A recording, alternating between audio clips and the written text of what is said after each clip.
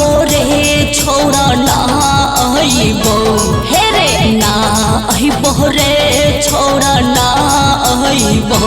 मिले घर के पिछवरिया ना आइबो मिले घर के पिछवरिया ना आइबो। अच्छा आ जाई है गे छौड़ी आ जाई है आ जाई है गे छौड़ी आ जाई है एगो चुम्मा दे के जातरा बना जाई है एगो चुम्मा दे के जातरा बना जाई है मिले घर के पिछवरिया ना आइबो हे गे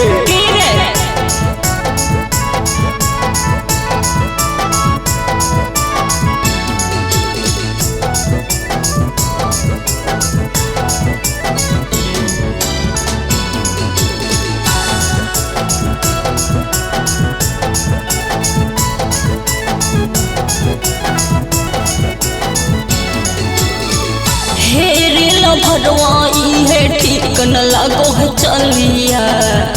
एक बार होठ पले बहु दू बार दोनों गलिया हेरे भरवाई है ठीक न लगो है चलिया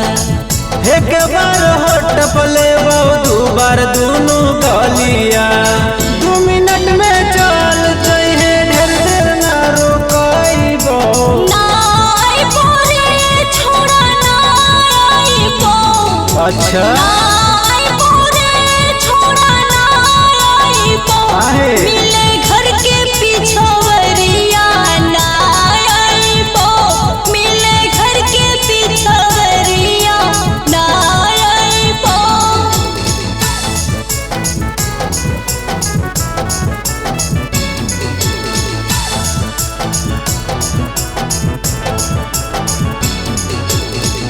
इहे तोर रहनिया पर बरहौ कौखिस रे तो ही बोल कहाँ जैतो संतोष के ऋषि गे इहे तोर रहनिया पर बरहौ कौखिस रे तो ही बोल संतोष के कहाँ जैतो किसी गे बतिया के बूझ खाली होठ से हट सटाइबो ना आइबो रे छोड़ा ना